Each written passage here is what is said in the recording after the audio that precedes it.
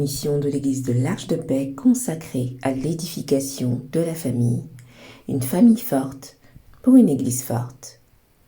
Aujourd'hui, nous allons aborder la seconde partie de notre thème, se libérer des complexes. Lors de notre précédent numéro dédié aux jeunes et aux enfants, nous avons vu combien il était important de se libérer de nos complexes afin de pouvoir nous épanouir et évoluer dans chacun des domaines de nos vies. En effet, nous avons compris que nos complexes étaient souvent liés à une mauvaise perception de nous-mêmes. Ainsi, pour corriger notre perception de nous-mêmes, nous devons chercher, avec l'aide de l'Esprit de Dieu, à avoir une juste vision de notre identité en Christ. Galates 2, verset 20.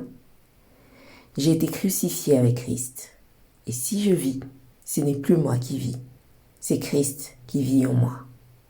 Si je vis maintenant dans la chair, je vis dans la foi au Fils de Dieu, qui m'a aimé et qui s'est livré lui-même pour moi. » Car c'est en étant conscients de notre véritable identité que nous serons libres d'être nous-mêmes. Voici donc quelques conseils pour réussir à vaincre nos complexes. Nous devons parler à Dieu, lui confier nos souffrances dans la prière et lui demander de nous aider à changer notre perception de nous-mêmes. Puis, suivons les directives du Saint-Esprit, esprit de conseil, pour refléter une image en adéquation avec notre identité en Christ. Psaume 22, verset 5 et verset 6. « Ils criaient à toi, et ils étaient sauvés. Ils se confiaient en toi, et ils n'étaient point confus. » Nous devons parler à notre âme. Comme le faisait David, proclamons quotidiennement avec force et conviction des paroles valorisantes et de bénédiction sur nos vies. Psaume 139, verset 14. « Je te loue d'avoir fait de moi une créature aussi merveilleuse. Tu fais des merveilles et je le reconnais bien. » Nous devons avoir une intimité avec Dieu, afin que son Esprit Saint nous révèle par quel nom Dieu nous appelle, quelle est notre identité réelle.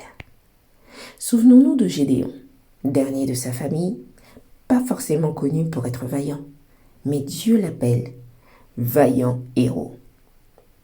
Cette déclaration a changé la perception que Gédéon avait de lui-même et de ce fait, lui a permis ensuite d'accomplir des exploits. Nous vous invitons vivement à lire cette histoire très édifiante dans le livre des Juges au chapitre 7. En déclarant soi-même des paroles positives pour sa propre vie.